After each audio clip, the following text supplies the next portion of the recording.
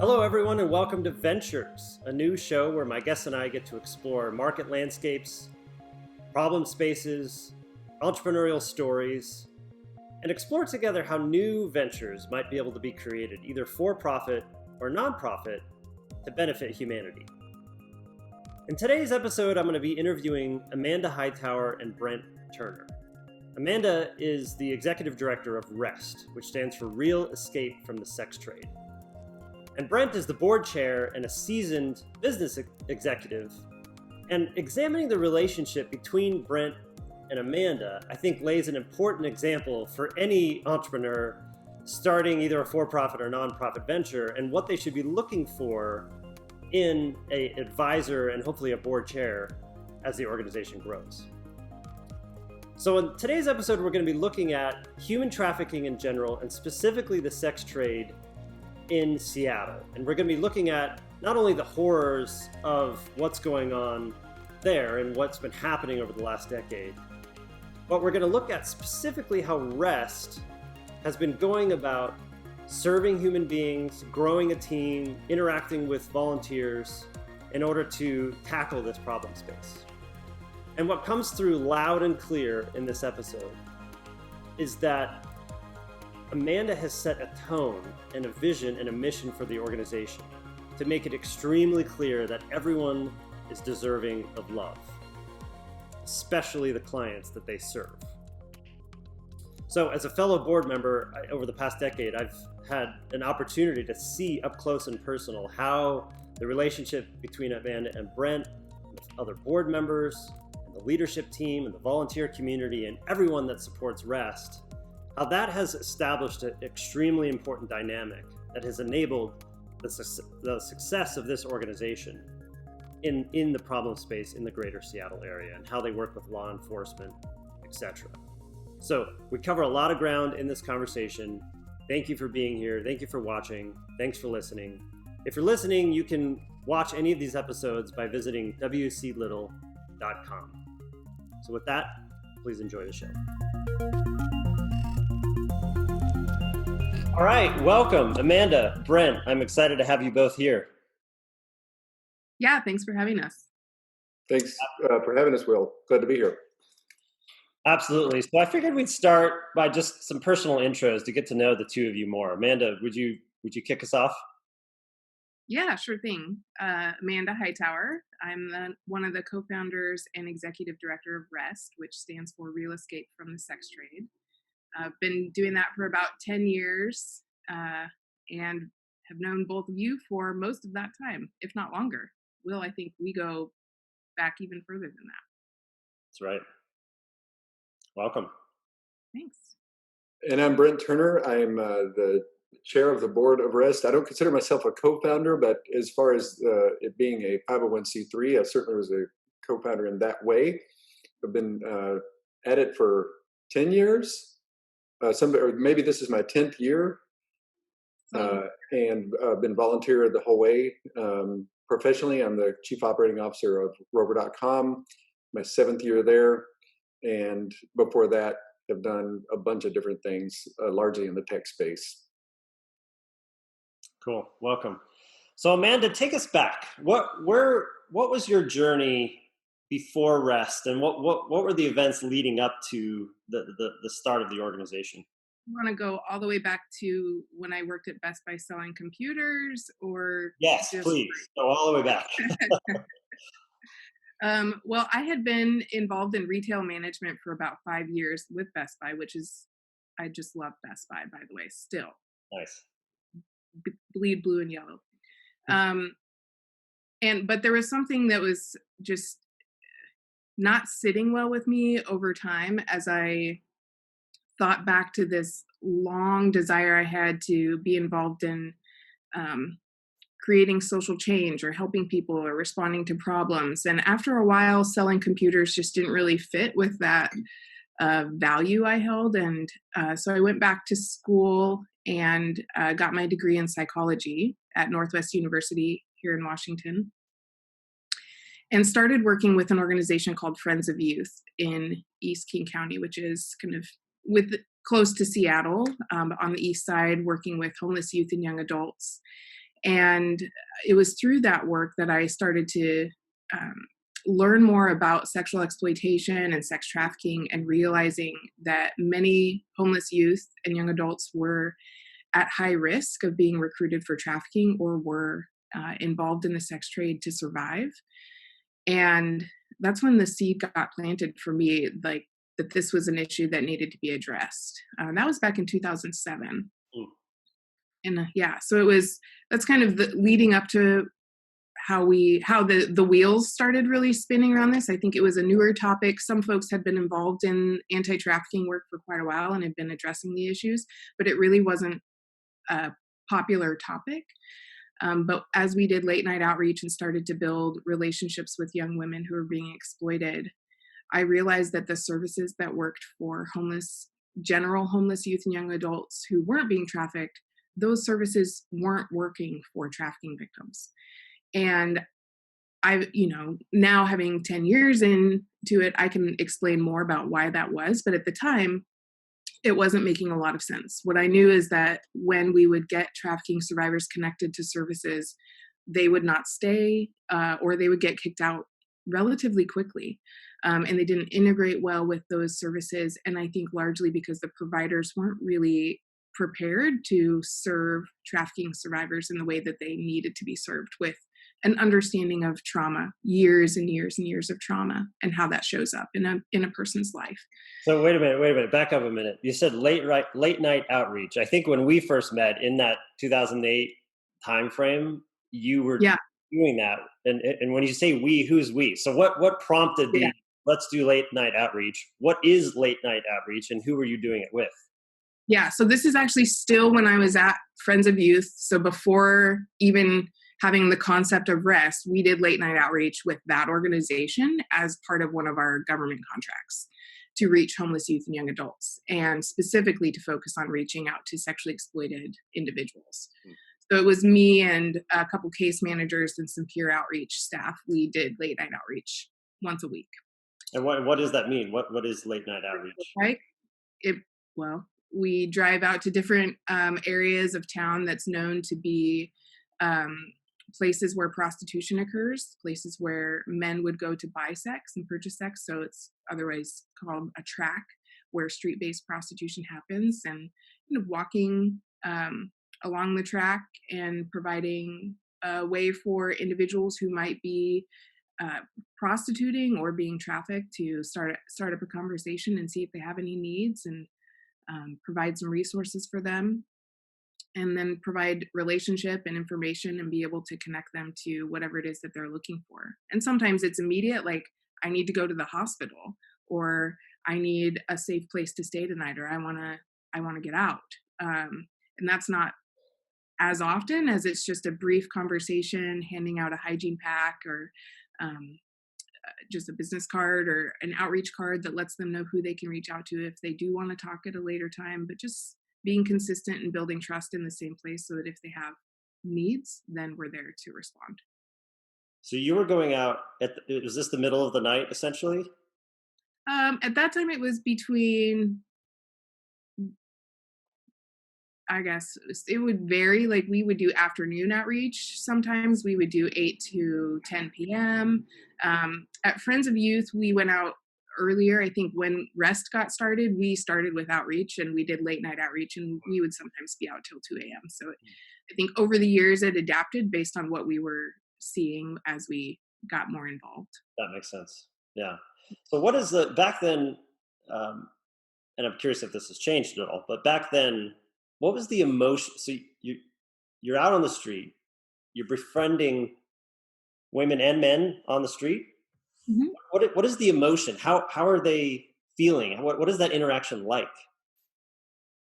Yeah, well, I think it depends. Each person is unique, but understanding street outreach it's like talking to somebody when they're in the middle of required work. Like, it's not, most of the time it's about making sure they're able to stay safe, not putting them in danger, or putting them at risk by having a conversation with somebody that they might not be able to have a conversation with, or shouldn't have a conversation with, and just really trying to keep it brief, keep it quick, and increase options so that they know there is more support available. Sometimes we would talk to people who were just friendly and wanted to make connection and just have a conversation and just felt encouraged to know that somebody was out there caring about them, and keep it brief and quick and, just a wave.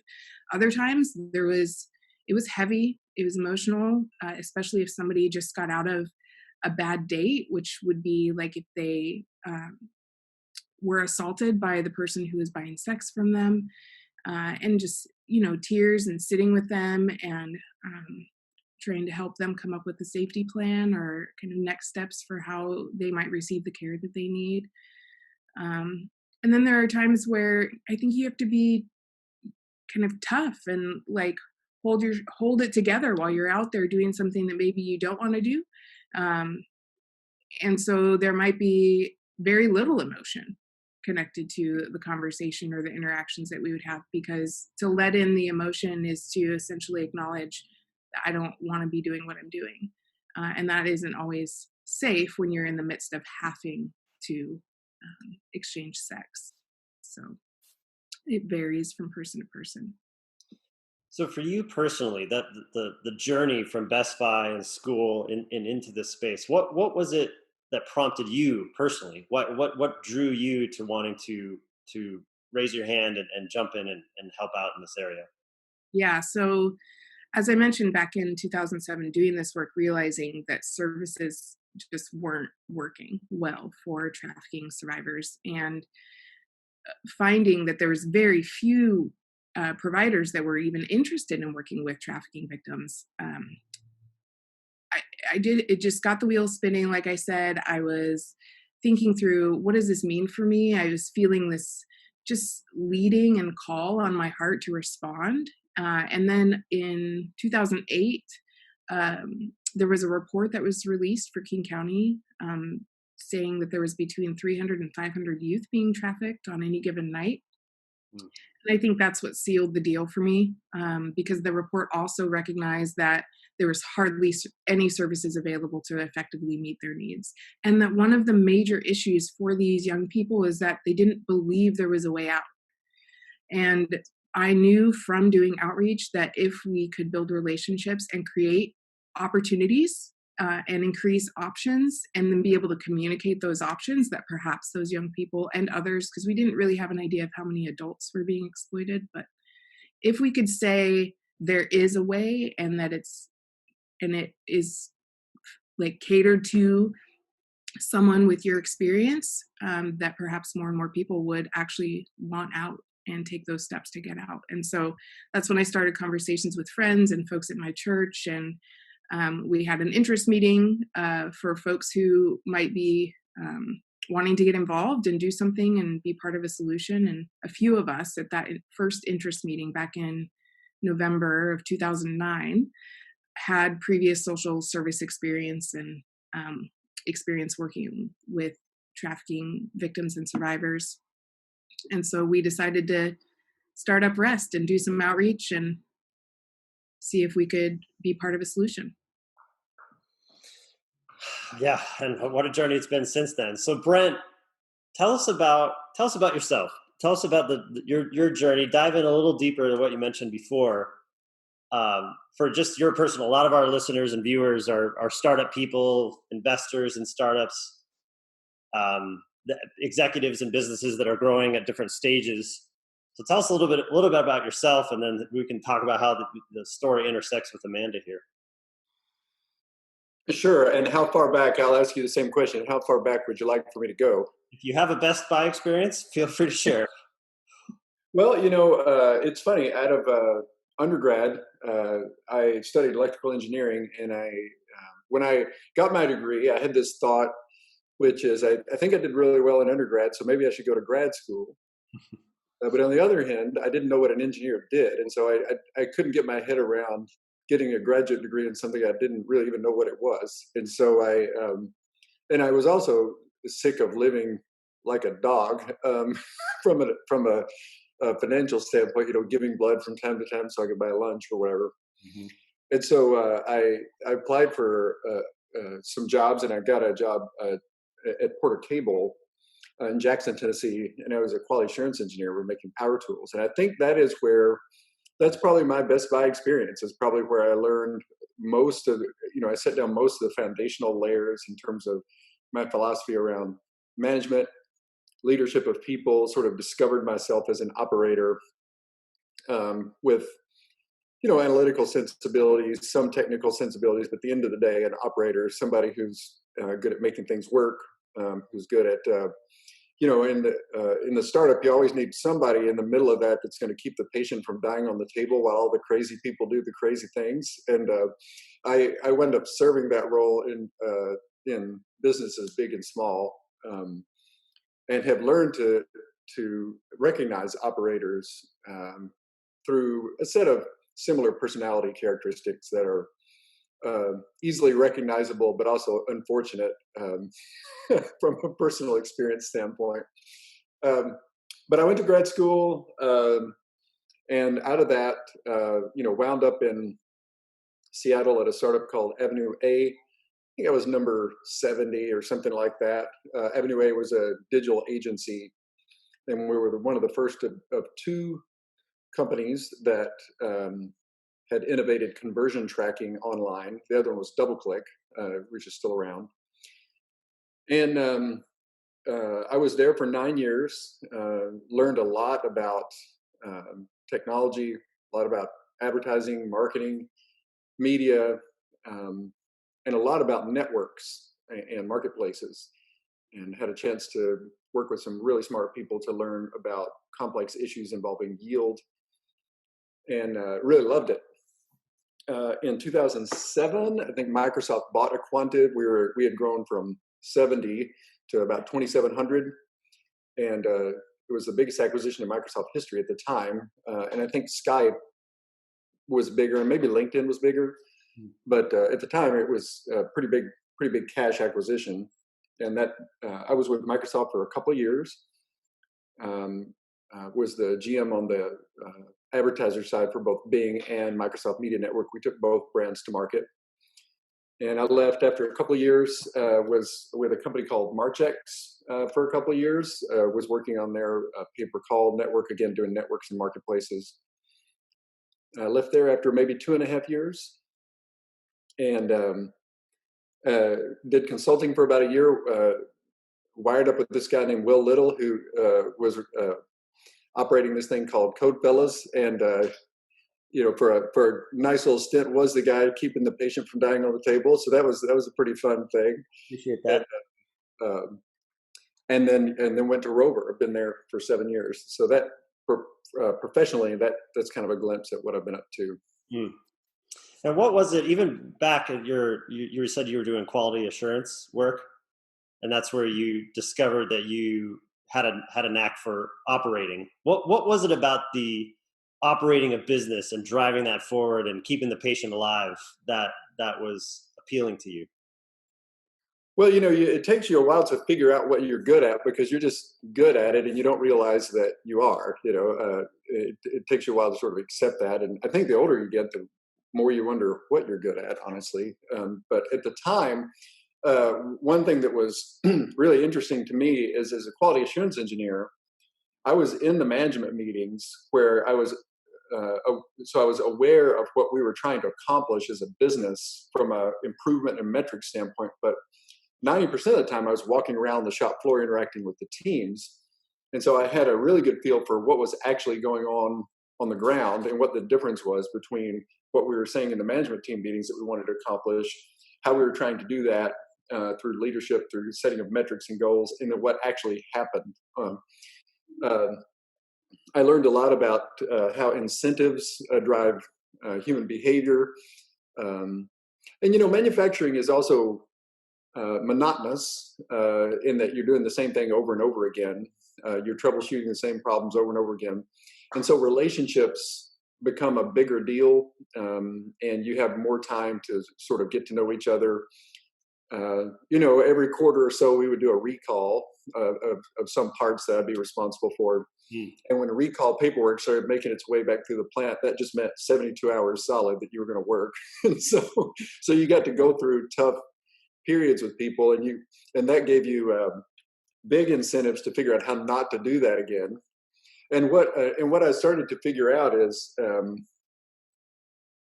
just loved it. I felt summoned by the whole process. I felt in a way that I noticed that other people didn't. There were some days when I'd worked a long time. Like, let's say we were closing in on the holiday break, and I would be in there like planning the next year, and like, we're going to crush these goals. And I'd have all these plans that everyone else would be like, dude, like, I just brought you some cookies. I don't want to talk about this. I want to go home. And, I was very, very into it. And so that's when I started to discover myself. Appreciate that. So where did your journey then interact with Amanda? I can't remember if it was me or Tim or something. I think you met Amanda through multiple connections, but what was that journey as you were meeting Amanda, learning about what she was doing, and then deciding to jump in and help get rest going? Yeah. I mean, so it's one of my favorite life stories. I was on a plane. I was working for Marchex at the time. I think it was 2010. Yeah, Amanda? Yeah. 2010. Yeah. We're flying back from New York City, where I'd been out there on a few sales calls. And a friend of mine, Andy, sent me an email that said, did you know that Seattle was one of the worst cities in the nation as it relates to trafficking? And it had a link to a Seattle Times article.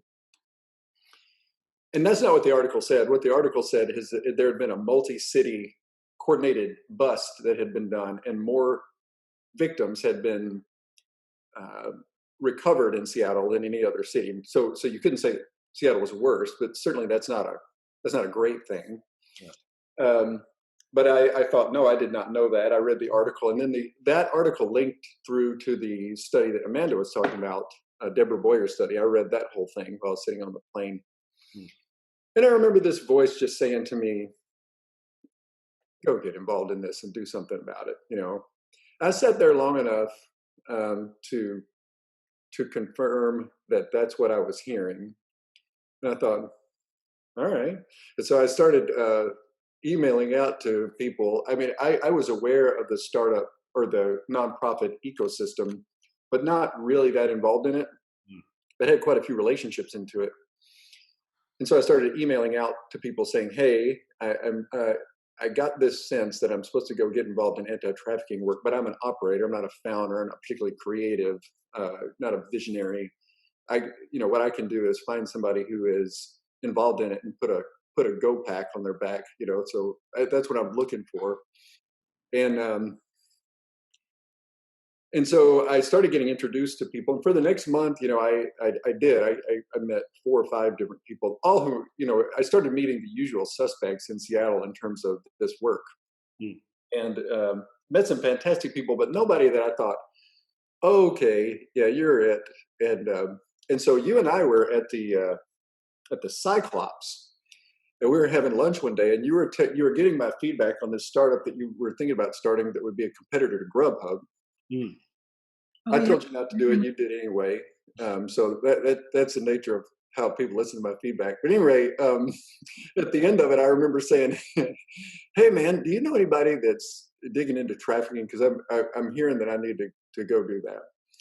And I remember you said something to me like, oh, man, are you willing to meet Amanda Hightower? Because she just had this meeting where, she drummed up all this interest, and I think that you two would enjoy each other and maybe be able to help each other. And so I was like, sure. And so we had this meeting that Thursday night at Pycora's. I remember that. Which is sadly defunct. I'm so upset about that. But anyway. Capitol Hill, come on. Yeah. And I remember, over the years, I've met a number of nonprofits, and I've got these questions that I like to ask. And one of them is, what's your strategy? And what I'm trying to get into is things like, what are you going to do? What are you not going to do? What are you going to be good at? How do you measure success? And I've never really, one of the reasons why I've thought maybe I would get into this type of work is because I believe that there can be really good answers to these if the strategy is configured really well, and if measurements is part of your identity. And I remember asking Amanda that. She said, huh, well, I think it's find the girls, tell them that if they need our help, we'll do whatever it takes. And if they ask for our help, do whatever it takes.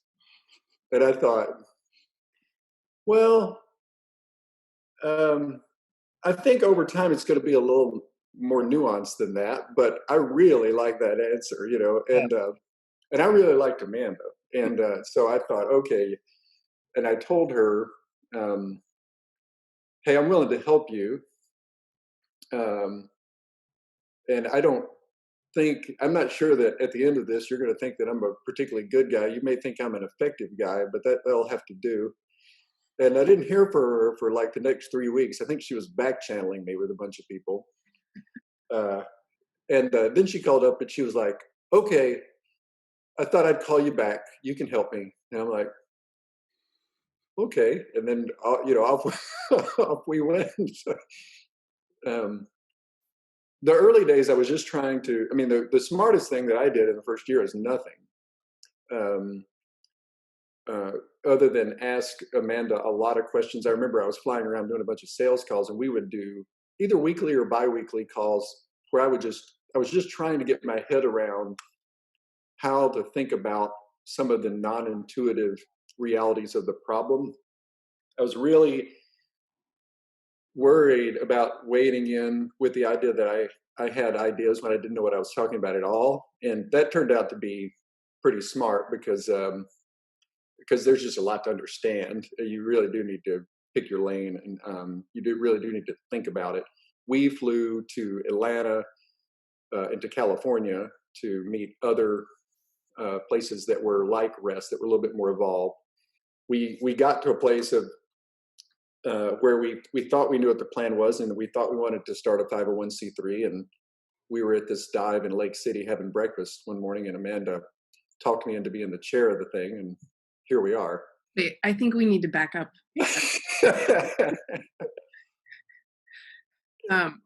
First, you had to talk me into becoming a 501c3. I was not sure that I had what it took. I was really passionate about making sure that we could do the work well. And I feel like we still had a lot to learn, that I'd never been an executive director before. I had management experience, but this was a whole new ballgame. And so I think there was definitely some influence from you, Brent, first on just the kind of willingness to step out and take the risk and become a 501c3. And then I was like, well, if I'm doing this, then you're definitely. You're in. I've been fortunate to be up close and personal with the formation of a good handful of nonprofits, and I'd say the two of you, I admire the two of you greatly. I mean, you're one of the best executive directors I've ever seen, Amanda. And Brent, not to toot your horn too much, but being a board chair of Rest has been an amazing journey to see how you've been able to take your skills, your drive, your stay up late right before a holiday type ethic, and help coach Amanda and us, the other board members, the whole team, to really get after this problem. So I admire you both greatly. So I'm especially curious about these early stages, because this is when most startups, this is when most nonprofits fail. So the two of you were listening, and the two of you were talking to each other, and you had this meeting. So continue. Where did the story go from here? Amanda, why don't you take that? I feel like I've said way too much.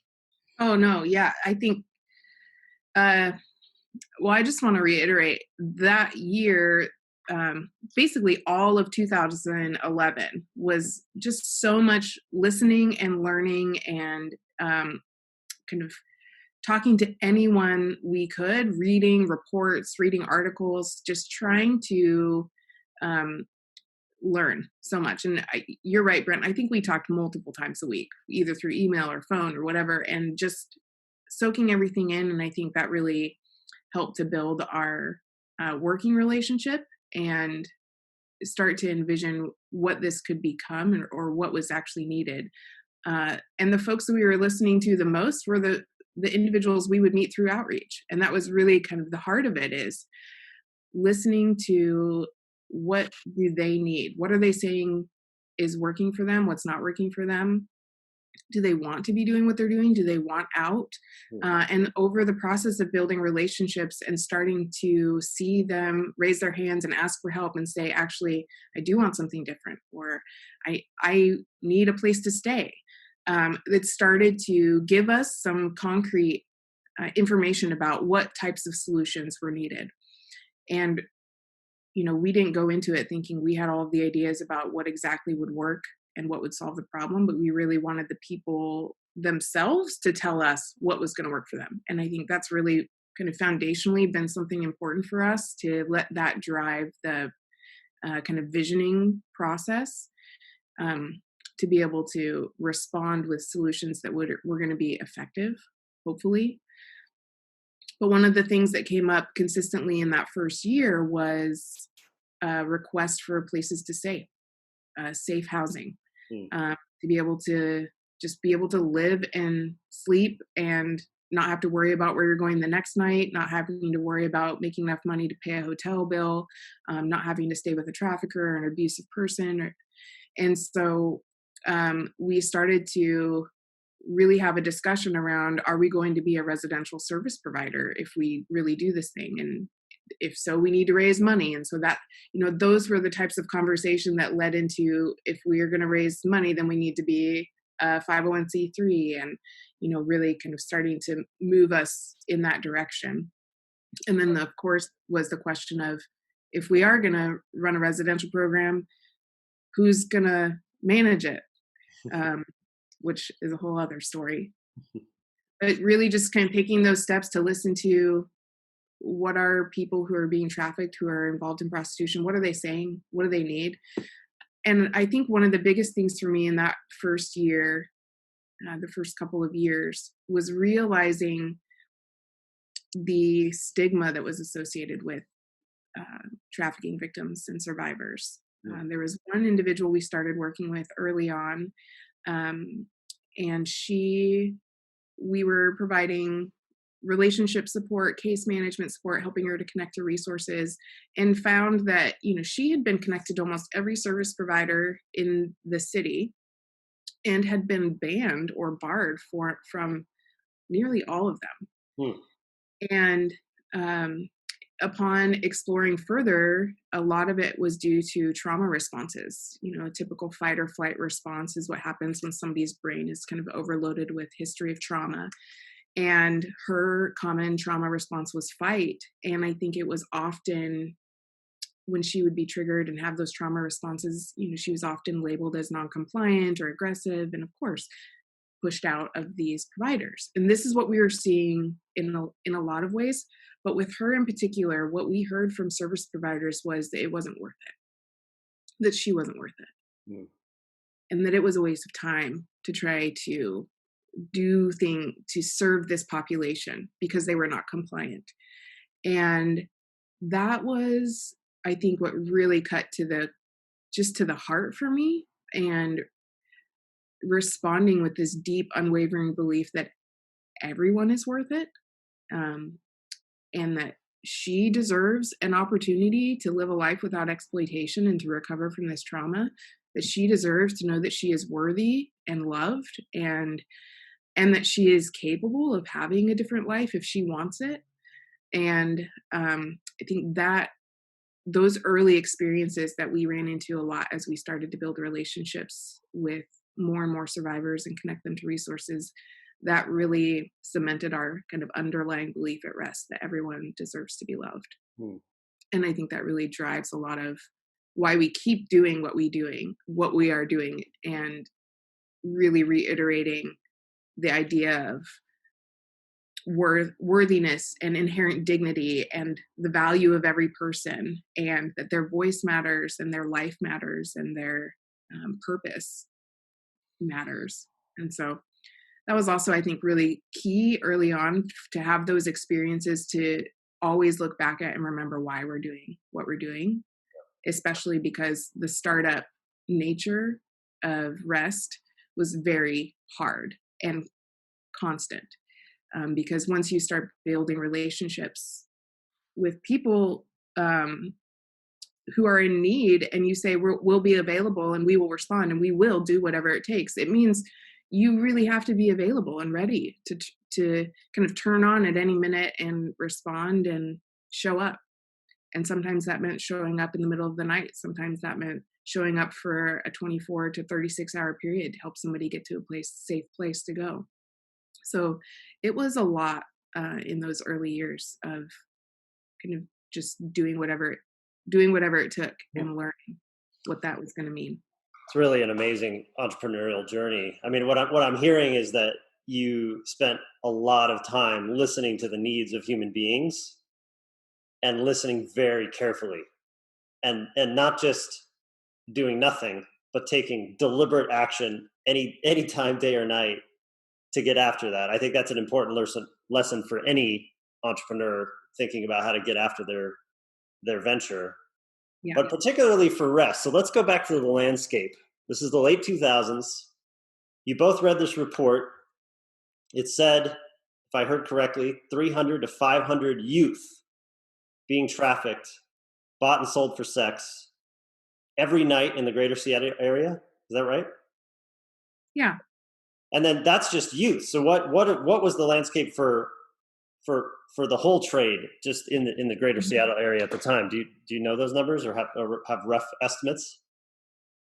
No, we don't, and it's really hard to get those kinds of numbers. And back then, it was especially difficult. It's a bit easier now because we have some technology that helps us to identify potential victims of trafficking through online ads that are used for buying and selling of sex. So a few years later, probably around 2015, 2016, we, I think, identified with the help of Seattle Against Slavery that there was around 6,000 unique phone numbers tied to potential victims in the Seattle area, just from a couple of websites. So we figured, based on that and based on our experience with, how many people we were coming into contact with via street outreach and text outreach and our 24-hour hotline, that there is at least a few thousand adults who were potentially victims of trafficking or at a minimum involved in the sex trade. And have you seen the problem grow or stay the same or diminish in the Seattle area over the last 10 years? Well, I can say one thing for certain: the solution has grown. And without a doubt, there is so much more awareness now that there are options and opportunities for people to exit the sex trade if they want to, for people to leave a trafficker and start to recover from their trauma in safe and supportive environments. The landscape now is completely different than it was when we started. There's service providers who are working closely together. There's many providers who are who have embarked on understanding trauma and how to provide trauma-informed care. The numbers of actual victims still is hard to know because the data, it's just not, there's not an easy way to collect that data or to collect it in a way that you have a lot of legitimate, that it's valid, or that that it's really gives you the full scope of the problem. So it's hard to say whether the problem is getting worse or we're better at identifying it. But the one thing is true is that the solution is better. That's great. So in the last 10 years, you're basically saying that the landscape of services has provided more opportunities to help human beings in need. So how is that what was the interactions with law enforcement over that time? How is law enforcement working with REST in particular and those that are doing services in general? Yeah. Well, Brent, I think it'd be cool to hear from you just about some of your kind of early concepts around how could the work of REST really support law enforcement's efforts? And then I can talk about what it's kind of looked like, how it's played out. Yeah, I was reacting to a couple of things that we were saying a minute ago. One is I think the language around the trafficking problem is changing right now, particularly in the wake of the Epstein scandal, in a healthy way, in that we're not talking about victims as much as we're talking about the demand side, the exploiters, the buyers. And, I think anytime you dig into a nonprofit, or really anytime you grow in knowledge of anything, there is a process of figuring out that the world around you isn't exactly what you thought it was going to be. And Russ has done that for me in a variety of ways, but one of them has been to understand how pervasive the problem is on the demand side. Frankly, how many buyers there are. And again, those numbers are hard to come by, but I guess Arizona State is the last one who's tried to do a capture-recapture study on this, and concluded that something like 20,000 in the greater Seattle area. So that's a lot. That means something like, if you're at a Seahawks game, there's one within a couple of seats of you, statistically speaking. So, and that's pretty hard. That's not what I thought. That's not what most people think. I get the impression, when we educate people on the problem and we quote stats like that, they're generally floored. Not everybody is, but they're generally floored. And so I think that talking about the demand side has become more and more prevalent, and a more and more accurate way of framing it in your head. It is an illicit market, and it really isn't. The starting point isn't about the victims. The starting point is about the demand, and that's what we want to talk about. The reason I bring that up is, in my brain, once we figured out, like, okay, we're going to have to raise money, and it may be that we're going to have to raise a lot of money. A couple of tumblers fell. One of them is, I personally am going to need to be in. I'd never ask anybody for money at all, ever, at the time. And but my first thought is, I'm going to have to be in, substantially. And so, what are my questions? What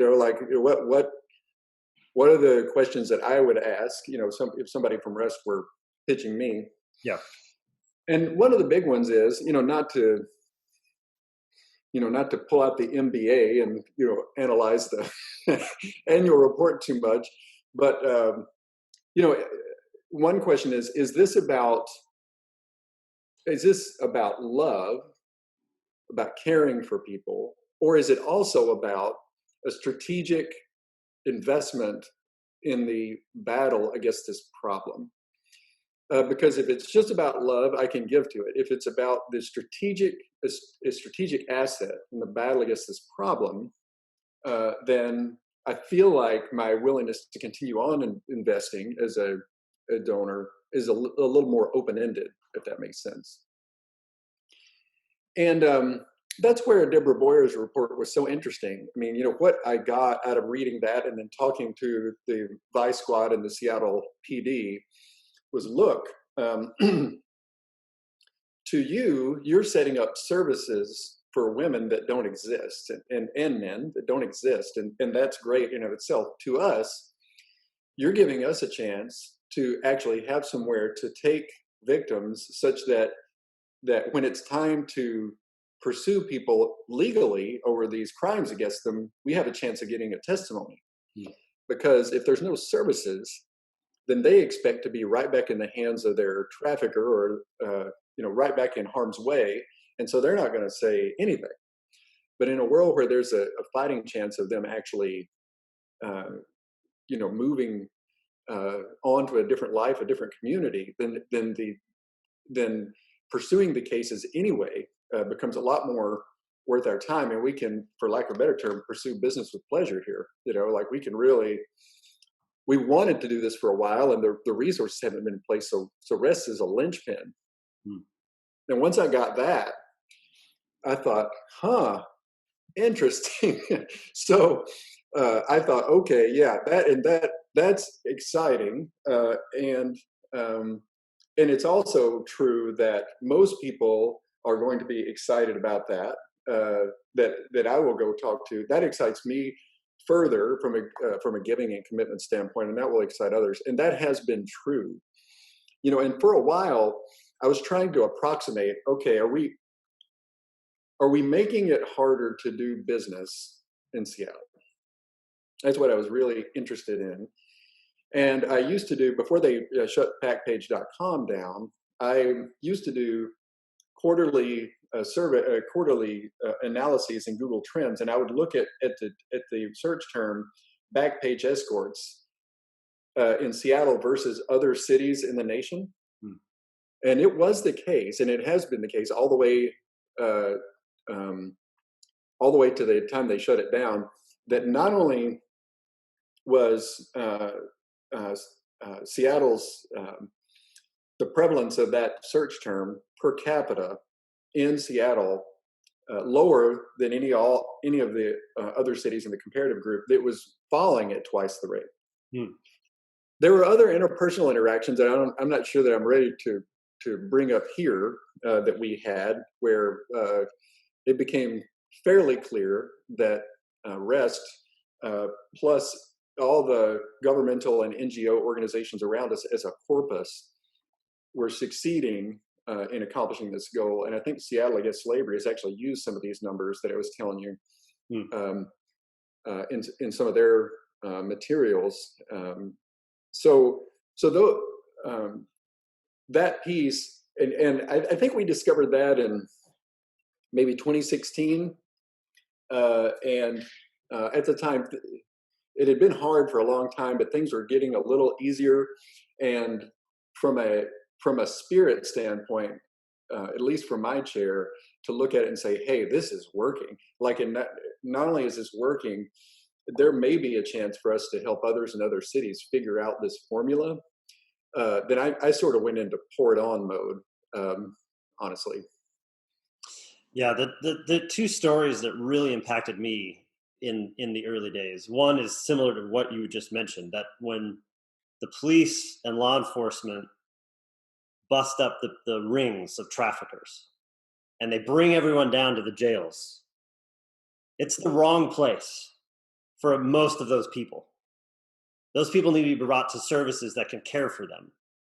And it's interesting that you point out that the actual end-to-end actually enforcing law is a key part of that. I think that's a part of that picture that I hadn't known about before. But yeah, I mean, my heart breaks for thinking of all the people that were brought to the jail system when in fact they are just being enslaved, right? So imagine being enslaved, being brought to jail.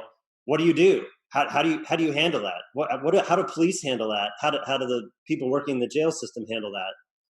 And that heavily impacted me. The second story, which is tangentially related, is hearing, Amanda, you talk about this, and then hearing it directly from human beings that REST was serving.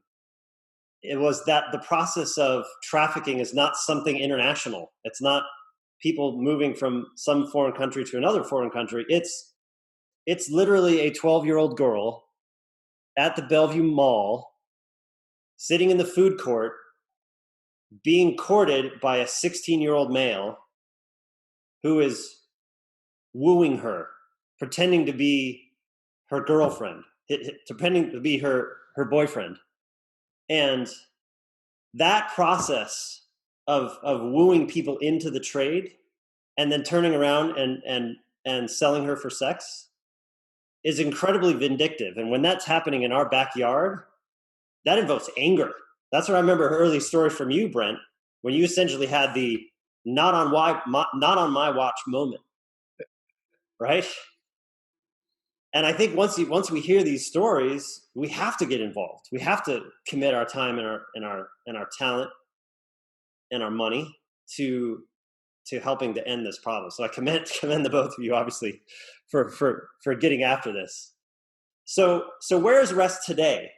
What services are available right now for anyone who may be watching or listening in who wants out of the life? Yeah, well, we grew fast, and we've grown pretty wide at this point over the last 10 years. We have a variety of programs and services that essentially build out a full continuum of care. So We continue to do some outreach. Most of our outreach has moved to being digital, to text outreach and being able to reach more people in a shorter amount of time and safer and more effective. We still do some street outreach. We have drop-in services for folks who can show up and just walk in and, well, not right now because of COVID, but generally speaking, when we're not under a pandemic, they can come in 4 days a week to have meal and connect with an advocate or somebody who can help them learn more about services that are available. They can shop for free in our resource closet and participate in support groups or classes or workshops. We have in the same place where Drop-In is, and this is our Pathways Services Center, we have integrated health clinic, which provides mental health services and medical advocacy and support for getting folks connected to substance use services. And then we just recently launched in the same services center our Economic and Leadership Empowerment Academy to assist folks in job readiness training and working towards getting and maintaining employment. On the housing front, we have an emergency shelter that is I believe still the only dedicated emergency shelter in the state for trafficking victims. There are people who are involved in the sex trade. And we also run a 24-hour hotline out of the shelter as well. And so we have 7 beds in our shelter. It's always full. And we get a lot of requests locally and around the country for replication of that shelter, because that's been one of our most effective programs. We get a lot of positive feedback from individuals who stay in the shelter. And then we also do long-term housing. So we have a transitional living program that is available for both sex trafficking and labor trafficking survivors, where they can stay for up to 2 years. And then we provide a lot of rental assistance and permanent housing support, really focusing on helping individuals get into their own apartments and permanent housing options. Kind of along this whole continuum is our community advocacy program, which is really just the heartbeat of what we do. And that is our advocates work with clients and survivors all across the county to provide relationship-based case management support, helping to just walk alongside them as they identify what are their goals and how can we help them connect to resources to achieve those goals and kind of move through recovery and healing to, have the life that they want that doesn't include exploitation. We provide advocacy support and case management for all ages and all genders. And I've really been focusing over the last year on expanding to more focus on working specifically with male survivors, because they're often more hidden in terms of the victim population of trafficking, but they're there. And similar to what we were finding in the early days in terms of services for young women who are being exploited, we're finding the same thing with young men who are being exploited, that providers aren't really sure what to do or how to respond. So we're trying to be part of the solution there as well. How has the current pandemic affected the space in general and REST in particular? Yeah, well, we continue to provide services. We've just had to adapt what we do in order to follow the kind of mandated guidelines or precautions. So for example, in our shelter, there's not a lot of community gathering anymore.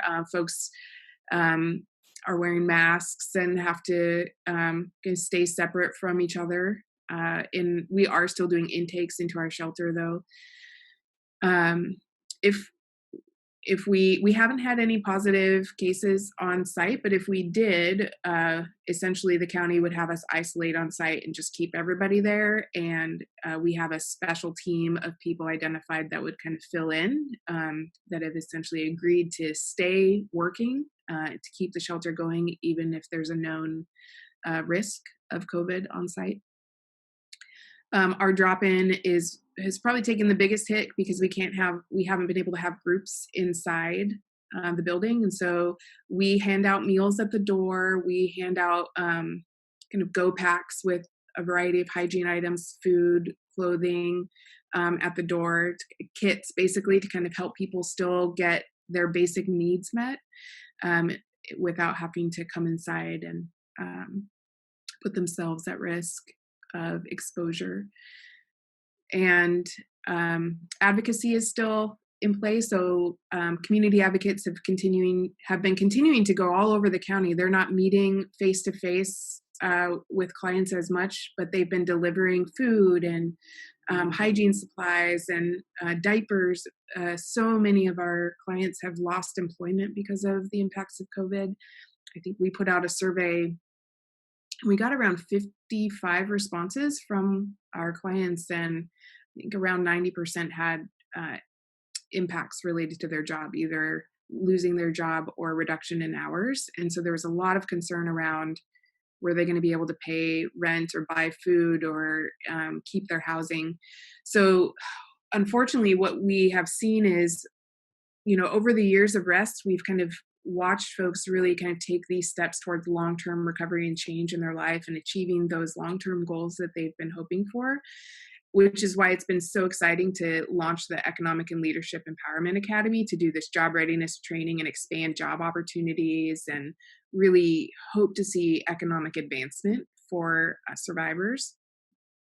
To have the, pandemic set in and, there's all this job loss, the focus on long-term goals has shifted back to just immediate survival and basic needs and short-term. Can I pay rent this month? Can I get food? And so we just adapted and thankfully have been able to provide so many different grocery deliveries and supplies for our clients and rental assistance. And so we're hoping that at some point over the next year, we get to help folks move back to those long-term goals and kind of pick up where they left off. But I think it's going to be a struggle. Yeah. So up into the pandemic and maybe even through it here, what have the numbers looked like in terms of impact, and what are the numbers that you track to even measure impact, and how has that changed over time? Yeah. So we have always been interested in tracking numbers. I think we're actually just starting to get better at it, but we've tracked a lot of numbers and really related to outputs, which essentially looks at how many people are engaging in the various services of rest.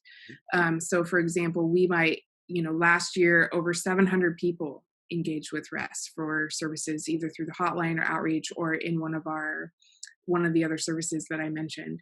About half of the people who engage with rest are enrolling into services, actually coming in to drop in or connecting with housing or an advocate. So around 350 that we do more deeper engaged kind of work with. And we also look at outcomes related to goals achieved. So how many individuals are gaining housing, how many are getting jobs, how many are reunified with their children that maybe have been removed by CPS at some point or held by family members, how many are gaining access to mental health services and showing improvement in mental health, how many are showing a reduction in substance use or abuse. So we look at those outcomes as well, really focused on we don't impose a path for anybody, but we have them tell us, what are your goals? Like, what do you want? We mark it down. And then as they achieve those, we celebrate like crazy.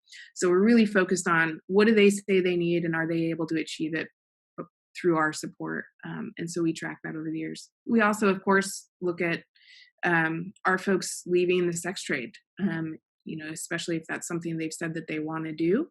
And so I think we might be close to hitting 200 people having celebrated 1 year out of the sex trade since we began, which is awesome. Wow. It's pretty cool. It's, the 1 year mark is a huge celebration for us. We talk about interruptions from the sex trade, which is just essentially 24 hours without having to exchange sex for something of value. And so we celebrate that as kind of the first step, but and then 30 days, 60 days, and all the way up to a year. And we have celebration nights in our drop-in center where folks get to come and talk about all of those different wins that they've seen in their life and the things that they've been able to do. And it might just be, I didn't use drugs in the last 24 hours, or I haven't taken a date in 9 months. And those are just really fun celebratory times where we get to talk more about what's the impact of our work. That's absolutely amazing. I mean, what is the funnel? So you talk about 700 people engage on any given month, 350 start working through the services. Those numbers, I'd imagine, add up super fast. You talked about the end of the funnel, 1 year or more, coming up on 200 individuals. But what do those numbers look like for commonly a week out of the life, or a month out of the life, or 6 months? What do those numbers look like? I might not be following your question. Can you ask? What are you saying? I'm trying to get a sense for how often do you see people leave the life through rest services that maybe are just out for a week and then they fall back in, or they go out for a month and then fall back in. So I'm curious, if you track the 1 year out, what do the 6 month, or 3 month, or 1 week look like, or any of the numbers that you track, or is that hard to do? Well, yes, a little bit hard to do. I don't have that in front of me right now, but I think what we know by doing this work is that it often takes several attempts to fully leave the sex trade. And that's to be expected. The shame that keeps people feeling, there's so much shame in the sex trade, and a lot of times traffickers have used shame to keep somebody feeling stuck in the sex trade, and it takes a long time for that to be unwound and for someone to believe they actually are capable of a different kind of life, the life that maybe they believed at one point they wanted. It takes a while for that to resurface and for them to have the belief that they can take those steps. It takes a lot of risk. It's a very vulnerable journey out of that place. And so we often see a back and forth. So if somebody comes into our emergency receiving center, our shelter, they might stay the first time for a few weeks and then go back. And we have a 7-day rule. So if they leave, they can come back within 7 days. And usually at 7 days, they're calling to come back in, and then they stay longer. And that's what we really like to see is our engagements. We understand that engagement in services is probably going to be in and out, especially in the first 6 months or so. But is it each time they come in, are they staying for longer? And when they go back, are they back for a shorter period of time? And so that's one of the things we look at.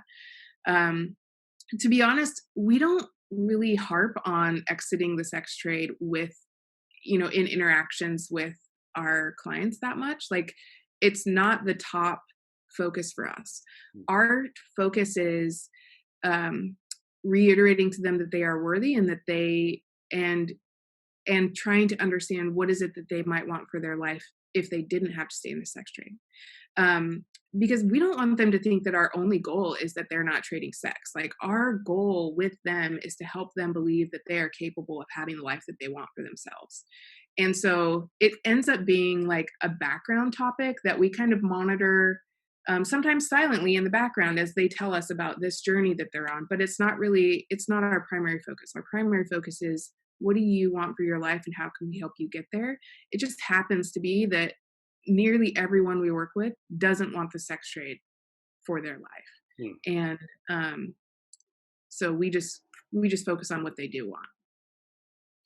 So if there was some magic way to measure the number of people who are served by rest, who go through a transition and realize that they are worthy of love, that would be the ultimate KPI, is what you're saying. So let's talk about scaling. Right? In the startup world, we talk a lot about nail it before you scale it. Obviously, that's tricky because you never really nail it, and it's really hard to determine when you've nailed it. But how can rest, or how is rest, or how are you personally planning to scale out to the rest of the country or potentially the world? And and or help out others doing that? What does that look like? How do you think about that? Well, I think we, should talk about this at our next board meeting, Brent and Will. I think it's definitely a question that has come up more over the last year.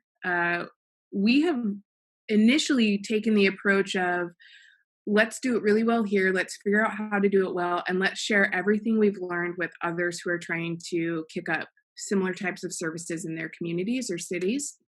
And I think that's really been our focus. We've mentored many organizations.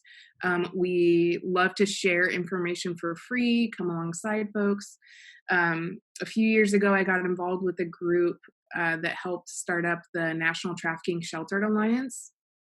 And that's really where I've been focusing a lot of my energy to take our learnings from REST and funnel it into this group where it's being shared with, 100 different service providers who are starting up, who are providing residential services for trafficking victims, and who are just really trying to learn, like, how can they do this well and how can they do this effectively. So we try to do whatever we can to take our learnings and influence the larger movement nationally with information and education and mentoring and consultation. And I think the National Trafficking Sheltered Alliance has been so effective at being able to pull people together to have this learning and to bring open minds to figure out how can we do this better. So I could go on about the National Trafficking Sheltered Alliance, but I think there is another question for us, and that is, in communities where cities don't have existing providers, or they don't have individuals or folks who are starting something up, or organizations who are taking more on, like, is there a role for us to consider expansion or scaling or moving into other parts of the country to support services, to provide services, if we're being asked to do so? And so that'll be an ongoing question for us. I think there's probably good reason to consider that approach. If no one else is doing it, why not us? Especially if someone's asking us to. Yeah. So, what would you say to the individuals that might be watching or listening in who feel compelled to want to bring these types of services or start up these types of services in their city? What should they do? What advice would you have for them? Yeah, so I have always said, like, find who is doing it first in your community. Volunteer, get connected, see what you can do to support them, see how you can help them expand. There are already, trafficking victims they are interacting with services somewhere in every community, whether it's health services or social services. And so there have to be some people on the ground who recognize that. And so find those people, get connected with them, and figure out how to identify more about the problem in your area and what might true solutions be, and let the people who are being exploited inform those solutions. And then go do a bunch of learning and find the experts and bring them in. And often the experts are people who have walked that journey of healing and recovery from trafficking themselves. And so really focus on finding those people. Yeah, I think you can't do enough learning, especially early, to before you get something up and running. Yeah. And Brent, as I get to know more of the startup communities around the country and around the world, I hear more and more people that are investors, that are board members of for-profit enterprises, want to get more socially involved in their communities. They want to help social impact, whether for-profit or nonprofits.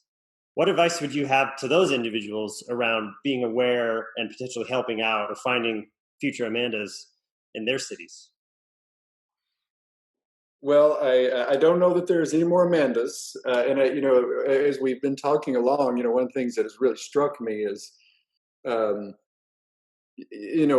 does a really good job of talking matter-of-factly about what REST is today, but to me, there's a backstory to every single expansion and every single move that we've made, which is that Amanda's judgment and determination to execute well has just been the backdrop for all of it. And I don't know of another person in my life that goes from the high level, can go to the high level, okay, here's what needs to happen next with the organization, all the way down to the low level execution so fluidly, and continues to get better at it. And so anyway, I don't think you can do a podcast about rest without pointing that out. She's a shocking person on a variety of levels, and you know, a lot of my commitment has just been, you know, I can't, as a man, I can't really participate in the service delivery, but you know, I can't interact with the clients the way that the staff does. But I see what that requires, and you know, if you're going to be on the team, you're going to be backing up that team. You got to be in a big way. So anyway, I just kind of wanted to say that. I think. Well, I'm just going to say I really appreciate that, and just so you know, I've taken notes for my next review. Right on, right on. Well, Like it. Thanks for saying that. I appreciate that. I think it truly has been a team effort, though. Program development is my niche, and that's, I think, where I've been strongest. Learning how to lead as an executive has been a big growing experience for me. Hardest thing I've ever done, and at times the loneliest thing.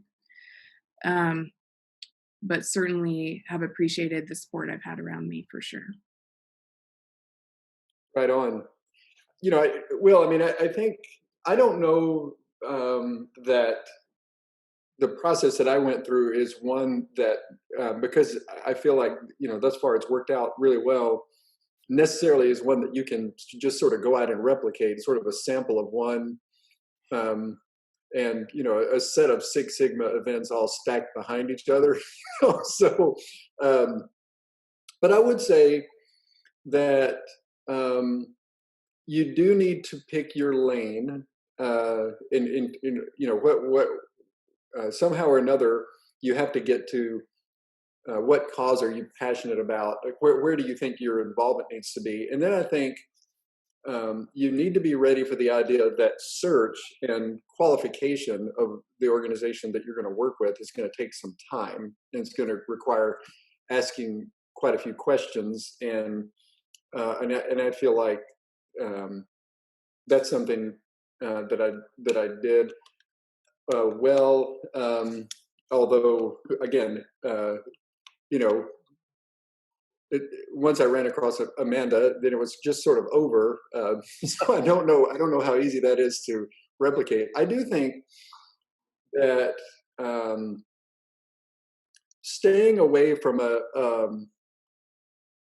an understanding like, oh, I'm going to go to a subscale nonprofit and going to impress them with my strategic thinking is just something not to think about. Like, you're either going to get involved, like you're either going to, I mean, the first thing that I did with Amanda was just hand her my checkbook, and she was like, sweet, we do need some stuff. And I'm like, hey, you know, give me that back. So you do need to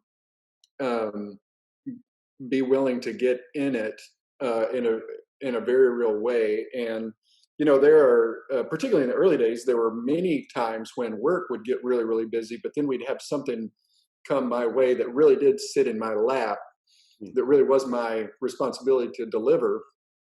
And you know, I would look at these things and say, I don't know how I can get all this done, but the answer is tough. Like, you know, get it done, and and so and that's going to happen, and you need to know that going in, and you'd be better off not to go at all if you're not ready for that. And in some ways, I don't think, if other people's experience winds up being like mine, there's some parts of this that there's no way to be ready for. But you have to be realistic. You have to know that very, very uncomfortable experiences and workloads can result and are more likely than not. And then the other thing is just to ask a lot of questions. I think it's very, very easy for the MBA types, and I am a holder of said degree, to walk up and say, well, like, you know, why don't we just apply this strategic model to this thing? And, it just doesn't work that way. It doesn't on a variety of levels. And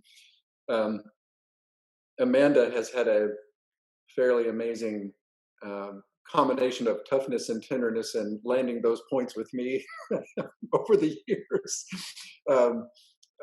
You have to study and listen and really pay attention. And there are some things from the business world or from the startup world that translate very smoothly, and that nonprofits can pick up with and say, oh, that actually will work. And then there's a whole bunch of things that seem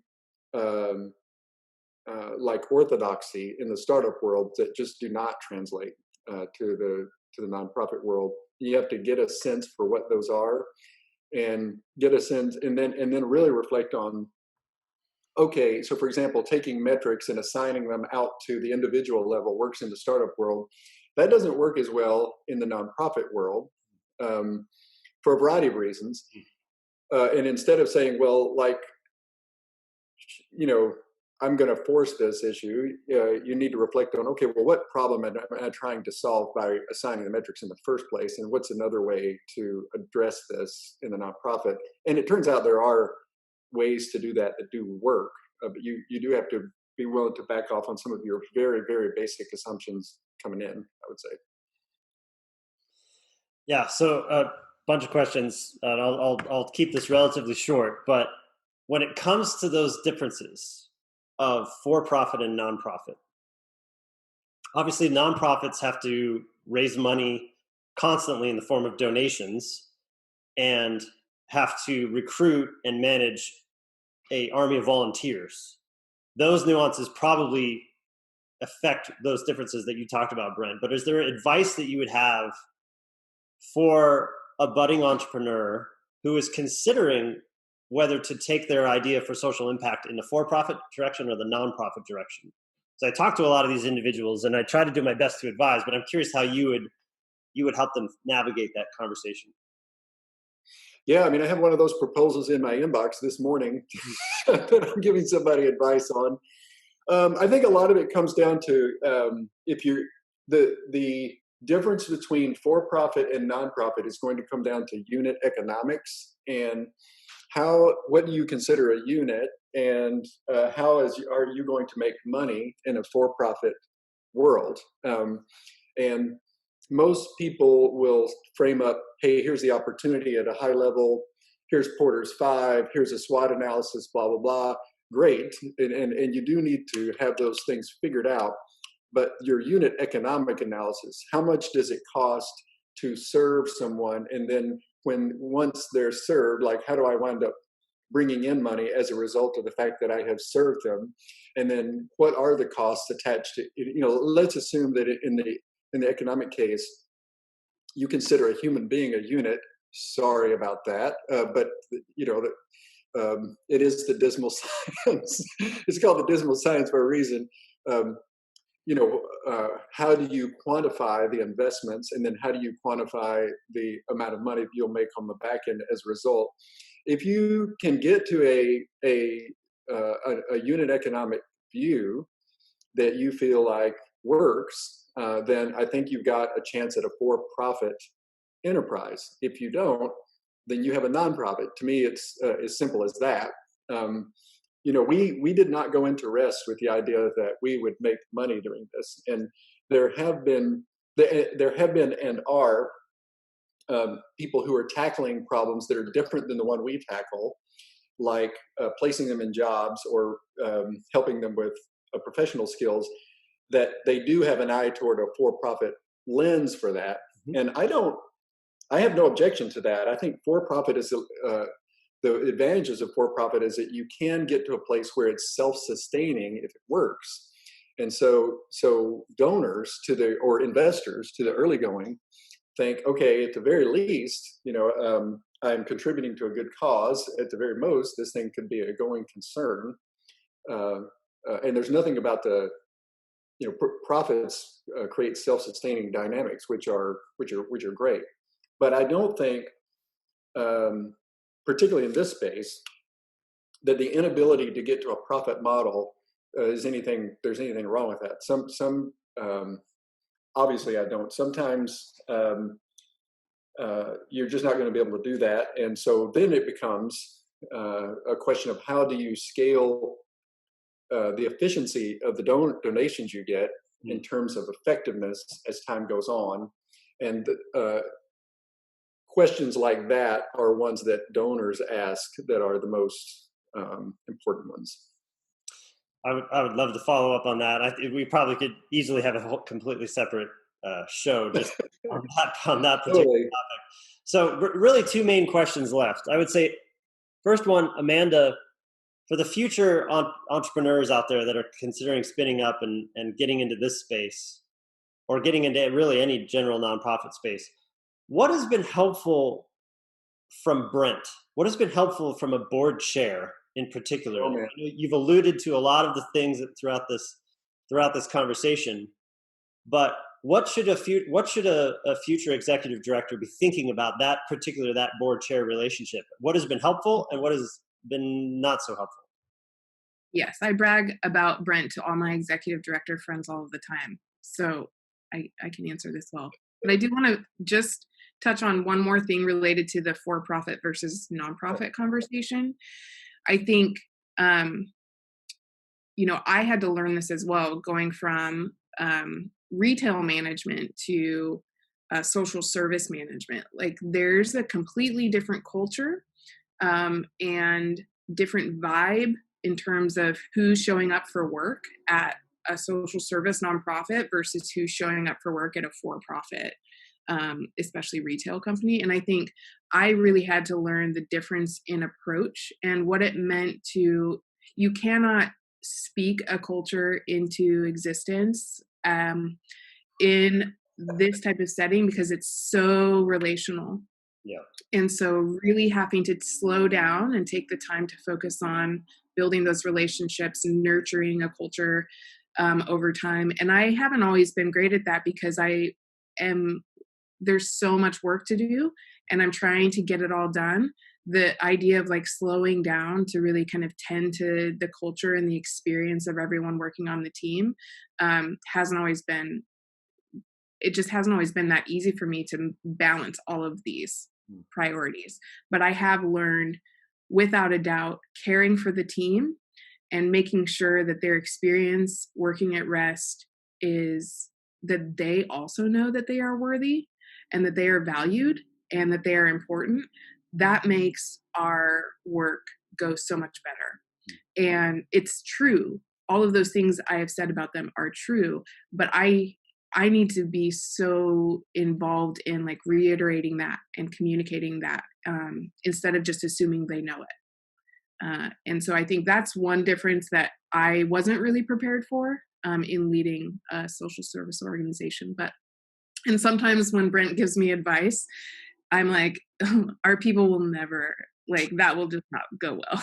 Like, I think the more hardcore kind of corporate speak or incentives or metrics, like it doesn't fit as well. And so we have to frame our growth and our objectives in a way that makes sense for the people who are working in the organization.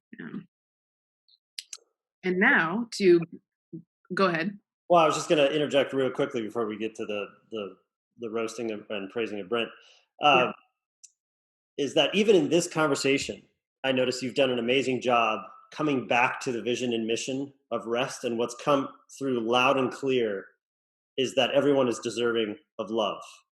Those you serve with, the volunteers, your team, yourself, your board, that's coming through loud and clear. And that's the one thing I see for myself, leading my own company, and for entrepreneurs that I work with and coach with. That's often the hardest part, is over communicating, constantly communicating in various forms, that mission and vision, and infusing that. So keep doing that, because that's very important. Even my KPI question, you brought that back to a core value of where you're heading as an organization, and that's extremely important. I think a great lesson for for-profit and non-profit executives moving forward. But anyway, to the question around advice around how to interactions with the board chair. Mm-hmm. Yeah. So I think what was critical for me from the beginning with Brent is that without a doubt, I felt him being all in. I never once felt hesitant to ask him to do something. And I think at the time I was so like, I got to do this thing. Like, we've got to respond and create a solution, that I had very little regard for what else he might have had going on in his life. And he's an executive in some company. And I'm like, well, that's really cool, but I'm going to need you to go buy sweats now for some folks who are showing up from outreach. So, and he would just do it. He would show up in, our first time we opened a residential program. I walked in one evening and I smelled gas, and I was like, everybody out. And I called 911 and I called Brent and I'm like, can you just come here? I'm sure that the fire department will handle this, but we have a gas leak and, it's scary. And so he just showed up. It's like 11 o'clock at night. And so I think, things I knew from very early on that Brent was going to show up. And that has been, I think, the most important thing that I needed as an executive director was to know that I'm not alone. It's also been the hardest part of being an executive director sometimes is feeling alone, and the decisions are all on you and the pain points are all the eyes come back to you, like somehow it all must be my fault when something goes wrong. And so that's a lot to hold. And I think knowing Brent has been by my side and supportive has been just huge. One time he said to me, I've made a lot of mistakes along the way and have learned so much, and he's been so gracious and patient with me. But at one point he said to me, Amanda, you have yet to make the biggest mistake of your executive director career. And when you do, I'll still be there. We'll still support you. And that level of support and just trust and willingness to stick with me, even because I was always like, what if I screw this whole thing up? I don't know what kind of damage can I do here? And just that type of hesitation is not good for an executive director. So I feel like he's really freed me over the years to lean into leadership and make decisions and be willing to take risks, even if it means I make a big mistake, to know that he's still supporting me and by my side. I think the other way that he's been so significant for REST is he helped us so much early on in building a donor base, a very engaged and loyal donor base. He sought out a fundraising consultant and made sure we had a very strategic plan for how to build some early sustainable giving from major giving. And I think, it really catapulted our growth early on and our ability to then expand and increase donor cultivation in a really powerful way. But his network and his influence and his relationships have been critical to REST being able to grow financially and be able to do more. So what else comes to mind? I mean, keep going if there's others. I think this is helpful. Yeah, I think Brent's humility is also something that makes him a very exceptional board chair. His willingness to learn and listen and to not assume he knows more than everyone in the room is huge. And I think that shows in the way that he listens and the way that he applies learning to the group and helps move the group along to collective learning and openness. And humility is one of our cultural traits at REST and values at REST. And I think he really models that well. And that's been it's been a good model for me. And I think for the rest of the board to see that. I think he also has helped us early with thinking about things strategically. I have brought in some pieces, some reference points around metrics and measurements from my time at Best Buy, and like wanting to know that what we're doing is actually making a difference. So I had a piece of that I was bringing in, but I think Brent's knowledge and expertise around strategic planning and thinking and even building budgets. Remember when we put that first Excel budget together? I had no idea what I was doing with all that. And so, he really was supportive in I felt like there was just a great partnership of learning, and he helped me grow a lot. And I think I also helped him grow a lot just in this type of work. So it's been a great partnership. And I think for anyone that is starting a nonprofit or wants to find a board chair, you need to find someone that you enjoy as a person and can be friends with, because you should be spending a lot of time together, especially early on in the startup phase. So a lot of trust and a partnership for sure. So Brent, on behalf of the entire REST community, thank you. We owe you a lot of gratitude. And the profile that I'm hearing in this conversation about the relationship between the two of you is extraordinary and admirable. So thank you to the both of you. So, wow, expect this. I mean, does this go on another hour or what? Like, this is great. So besides MBA speak and potentially tone deaf corporate speak, what else has Brent done that has maybe been not so helpful? It's okay if you can't think of anything.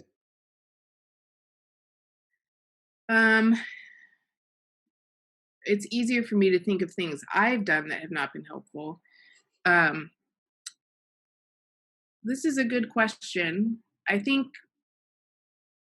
some of those disconnects between I think one of the biggest challenges that I have had as an executive director is figuring out how to manage effectively and build a cohesive team, and also do a job that feels never ending, do all of the tasks that feel never ending. And it took, I think, too long for me to figure out what was needed of me as a manager, as a people manager, to run the organization effectively.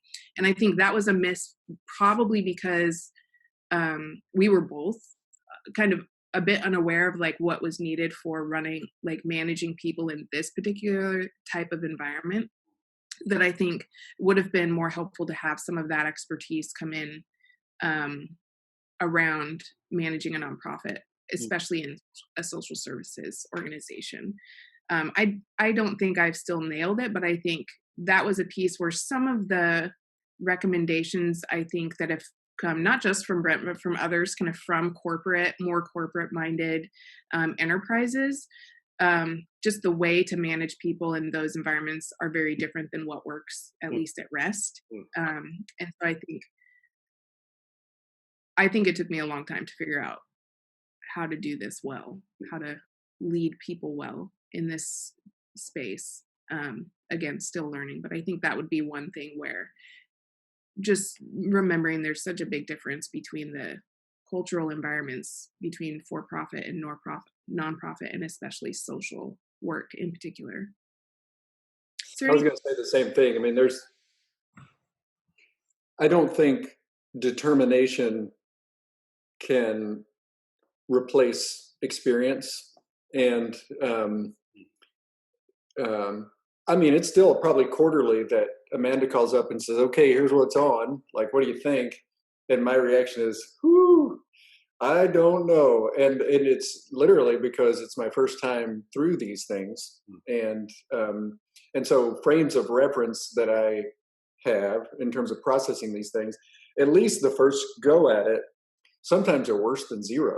And from my perspective, my first response is worse than I don't know, and just stop. And so I would say, as it relates to people in the startup world who don't have nonprofit experience, just to try to be aware of those liabilities as much as you can. And as much as it doesn't feel good to have your ED call up and then have nothing for them, know that what's behind door number 2 could be worse than nothing. So be really, really careful about whether or not to try to answer at all, or I think it took me a while to figure that out too. And I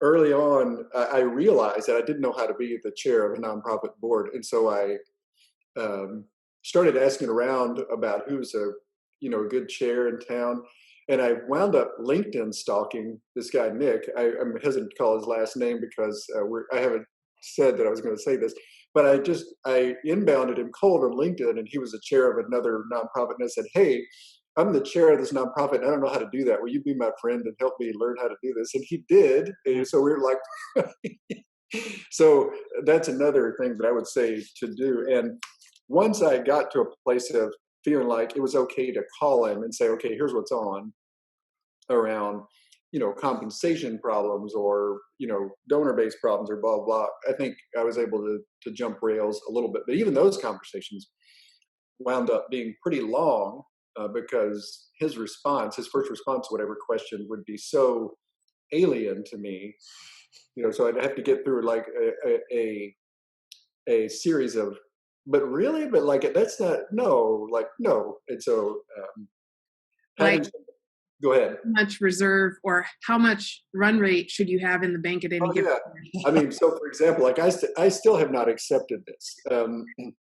That most nonprofits have 2 or 3 months of cash reserve. I mean, that, Yes, yeah. and if they have more, then they can actually put off their grantors and inhibit their ability to actually raise money from grantors, over the long term. Like, I still have not accepted that, and I know it's a fact. I understand why that's the way it works in the ecosystem, but it's still super hard. And the first time I heard it, I just thought, well, that's the worst thing I've ever heard in my life. But it's not, and it's just one of several very uncomfortable, non-intuitive realities of the nonprofit world that that just seem anathema to a startup. Who is all about have as much runway as you can, blah blah blah blah. So Amanda, where is Rest heading from now? I know it's hard to look in a crystal ball and see what the future is going to look like, and especially in light of the pandemic. It sounds like Yeah. your priorities are in the right place currently. But what are the future plans for Rest? Where's the organization heading? If you could Mhm. predict that. Well, I mean, still pending board approval, of course. But if I could predict where we're heading, we are actually in the process right now of envisioning our kind of 5-year proposal for kind of where we want to go, and some of the things that are coming up now. When I use the term "we," I say that because I'm not the only one who decides where Rest goes. The people who decide where Rest goes are the full leadership team of Rest, which is 12 people, who all influence the kind of day-to-day management and implementation of services. They're the ones listening to our clients who are saying, what do they need? They're connected to the larger movement to understand what's at play kind of on a broader scale. And we all come together and spend a lot of time kind of hashing through and debating and dialoguing about what our priorities should be. So in no way is my voice the only voice part of kind of the direction for Rest. And so these ideas that I have could change based on how we all come together and discuss them. But I think what feels true for us as a leadership team at Rest is that we want to continue to have an influence in expanding and enhancing access to victim services throughout the country.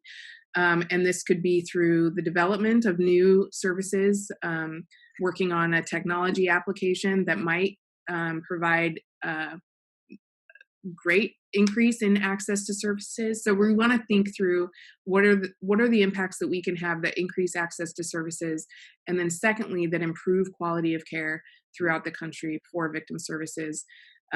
Believing that the more opportunities there are for victims and survivors to find quality care, the less opportunity there is for them to be re-traumatized, re-victimized, and pulled back into a trafficking scenario. And it also makes it harder for folks to be victimized to begin with as well, when there's already so much attention to and availability of kind of a response to trafficking. It makes it there's less appeal to traffic another individual in that setting. So perhaps this looks like leveraging our relationship with the National Trafficking Sheltered Alliance to do more training and mentoring and education consulting. Perhaps it looks like replicating in other cities where we're being invited to come in and build. It might look like forging greater partnerships with other large or medium-sized nonprofits in the country who are doing similar work to kind of pool resources together and have greater impact. I think there's some really good opportunities to explore how we might expand, increase access, and enhance quality of care. The other thing I'll say is around quality of care. One of the programs within the National Trafficking Sheltered Alliance is around accreditation, and it's really around kind of setting minimum standards of care and helping organizations that are starting up or that are already implementing to meet those standards of care. But really what the national movement doesn't have are agreed upon metrics for success, or like what is how do you know if your residential program was having a good success rate or long-term impact?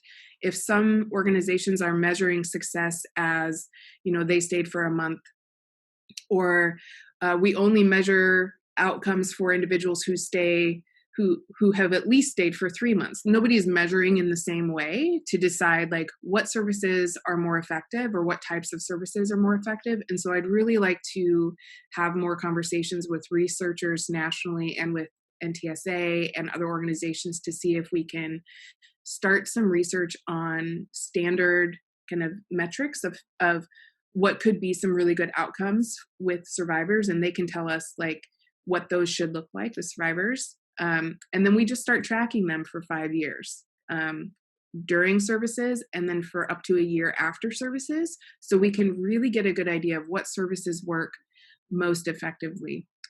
So I'd like to see that sometime in the next 5-10 years.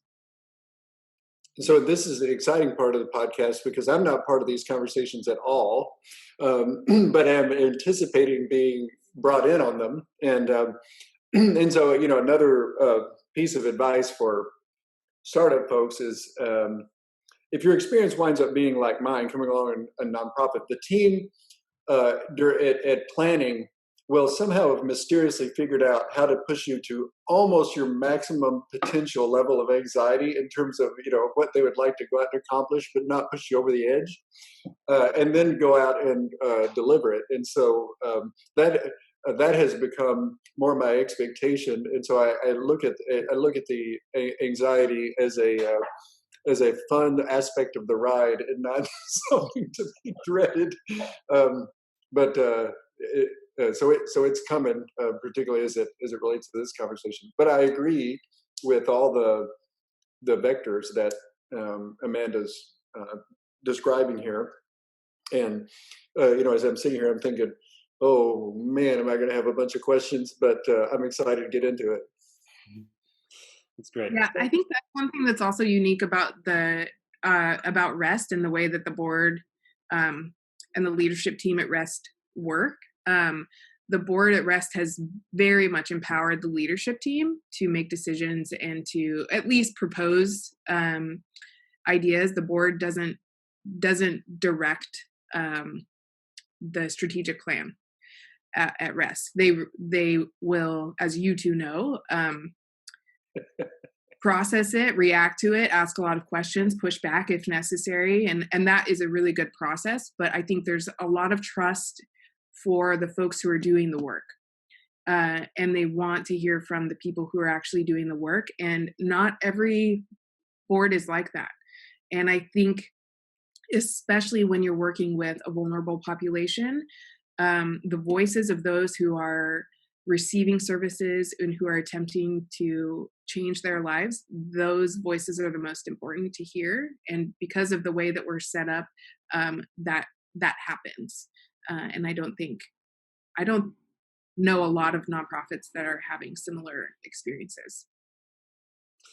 So how can people find you? How can people help? What is needed, and then where should people go if they want to give, or if they want to get involved with REST? Yeah, definitely. Well, check out our website, iwantrest.com. There's so much to learn on the website. You can learn how to give there. You can, if you're local in Seattle, you can sign up for a training day. We have some training days coming up in July where we go over the dynamics of sex trafficking and the sex trade, and we talk about all of the ways that someone can get involved in the work. So that's a really good place to start. My information is on there on the website as well. Great. And Brent, how can people find you online if they have questions? I don't do Facebook and I never tweet, but I'm on LinkedIn. So that's the best place. All right, we'll put a link to that in the show notes. Okay, thank you. We covered a lot. I covered a lot of the things that I was personally curious about in those stories. I really appreciate both of you taking the time out of your busy schedules to have this conversation. Really appreciate it. Thank you, Will. It's been fun. Thank you. All right, thanks for watching. Thanks for listening. A few things before you go. Number one, I have a general newsletter where I write about emerging technology and blockchains and health science and software development and a variety of topics that we talk about on this show. So if you visit wclittle.com and hit the subscribe button, you'll be able to follow along. Two, you'll notice at that site, it is a project called Satchel. Satchel is a simplified online publishing and newsletter platform that facilitates the communication between a creator and their audience. So if you go to satchel.works, you'll be able to learn more and apply to be a creator there yourself. And Satchel is a portfolio company of a operator investor group that I'm a general partner of called Prota Ventures. And if you go to protaventures.com, you'll be able to learn more about what we do and how we serve founders to help them succeed. And finally, another portfolio company of Prota is Startup Rocket. StartupRocket.com, if you go there, you'll see a comprehensive series of guides and canvases and coaching material that will help you build your company, whether you're building it from scratch or whether you're looking to accelerate and raise funding. So with that, thank you. If you wouldn't mind leaving a review anywhere that you've watched or listened to this podcast, that helps get the word out and help other people engage with this content. Thank you.